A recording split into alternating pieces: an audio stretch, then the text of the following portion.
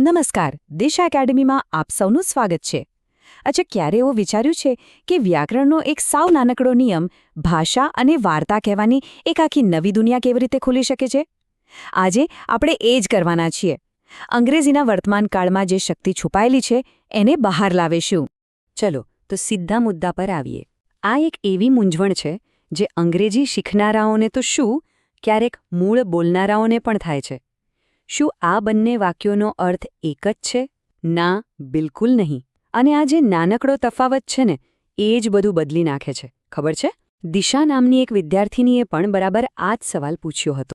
જુઓ, આ ખાલી એક વ્યાકરણની કોયડો નથી, પણ એક મોટા વિચારનો દરવાજો છે. આ વાત ખાલી નિયમોની નથી, પણ એનાથી પણ ઊંડી છે કે આપણે સમય અને ક્રિયાને સમજીએ છીએ કેવી રીતે. તો મૂળ વાત પર આવીએ. અંગ્રેજી ભાષામાં વર્તમાનકાળ એક નથી, પણ બે છે.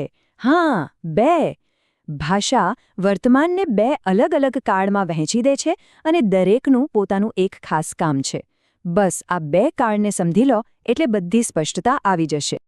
ઓકે, તો ચાલો હવે આના નિયમોને સમજીએ એકદમ પ્રેક્ટિકલ રીતે.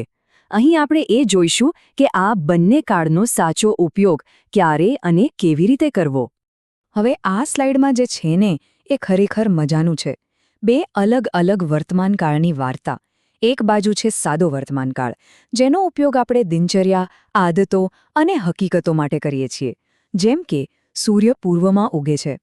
બીજી બાજુ છે ચાલુ વર્તમાનકાળ, જે અત્યારે આ જ ક્ષણે થઈ રહેલી ક્રિયાઓ માટે છે, એટલે કે જે ગતિમાં છે.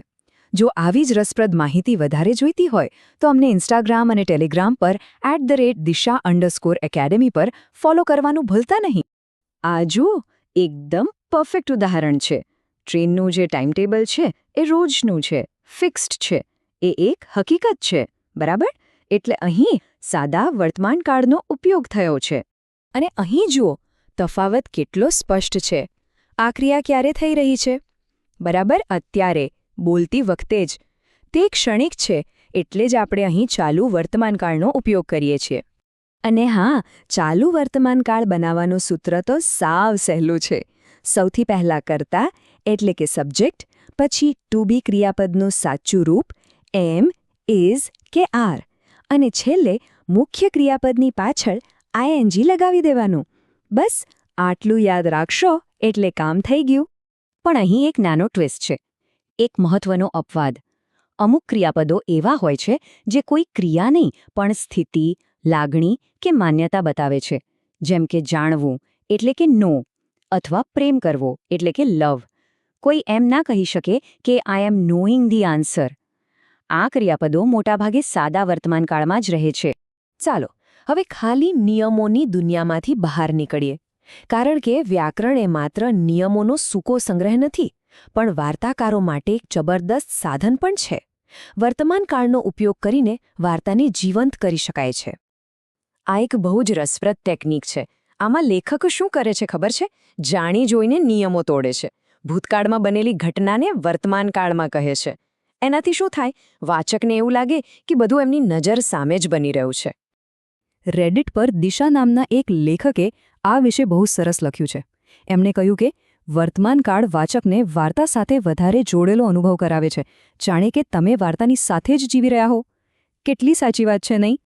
જરા વિચારો, કોઈ ઇતિહાસનું પુસ્તક હોય અને એમાં લખ્યું હોય કે સેનાપતિ તેની ટુકડીઓને યુદ્ધમાં દોરી જાય છે. દોરી ગયા હતા નહીં, પણ દોરી જાય છે. આ એક વાક્ય વાચકને સીધો જ એક્શનની વચ્ચે ખેંચી લે છે. આનાથી ઇતિહાસ પણ એકદમ રોમાંચક વાર્તા જેવો લાગવા માંડે છે. અને હવે આજના વિશ્લેષણના અંતિમ અને સૌથી આશ્ચર્યજનક ભાગ માટે તૈયાર થઈ જાઓ. આપણે અંગ્રેજીના સૌથી સામાન્ય પણ સૌથી રહસ્યમય ક્રિયાપદના ઊંડા ઇતિહાસમાં ડૂબકી મારવાના છીએ. ચાલો, એક સવાલ. અંગ્રેજીમાં સૌથી સામાન્ય પણ સાથે સાથે સૌથી અનિયમિત ક્રિયાપદ કયું છે? કોઈ અંદાજ છે? હિન્ટ આપું? આપણે એનો ઉપયોગ દિવસમાં સેંકડો વાર કરીએ છીએ, પણ એના મૂળ વિશે ક્યારેય વિચારતા નથી. જવાબ છે વર્તમાનકાળના હૃદયમાં રહેલું ક્રિયાપદ ટુ બી. હા, એ જ. એમ, ઇઝ, આર, વોઝ, વર. આ જ ક્રિયાપદ આપણા આજના વિષયનું કેન્દ્ર છે અને એનો ઇતિહાસ ખૂબ જટિલ અને રસપ્રદ છે. આનો મતલબ શું થાય ખબર છે?